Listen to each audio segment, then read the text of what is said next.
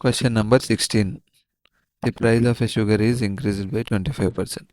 By what percent should consumption be reduced so that expenditure remains the same?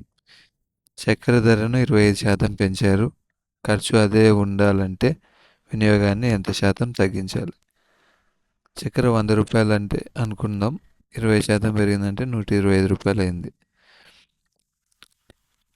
125 రూపాయలు అయినా కూడా మనం 100 రూపాయలే ఖర్చు పెడతాం. ఈ డిఫరెన్స్ ఎంత? 125కి 100కి 25 అవుట్ ఆఫ్ 125 ఇంటూ 100.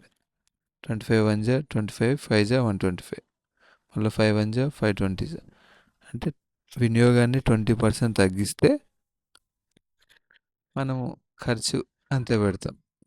వినియోగాన్ని 20% తగ్గిస్తే ఖర్చు అంతే ఉంటుంది, 100 రూపాయలు. So answer C.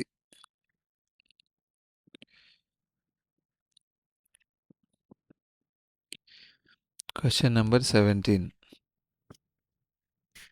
Two numbers are in the ratio 3:5. If the first number is increased by 20% and the second number is decreased by 20%, find the ratio. రెండు నంబర్లు 3:5.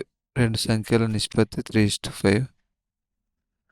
రెండు సంఖ్యల నిష్పత్తి 3:5. మొదటి సంఖ్యను 20% పెంచి రెండవ దాన్ని 20% తగ్గిస్తే కొత్త నిష్పత్తి ఎంత?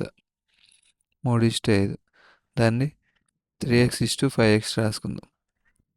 ఇప్పుడు ఏమంటున్నాడు? మొదటి సంఖ్య 20% పెరిగింది అంటే 120/100 ఇష్టు రెండవ సంఖ్య 20% తగ్గింది అంటే 80/100.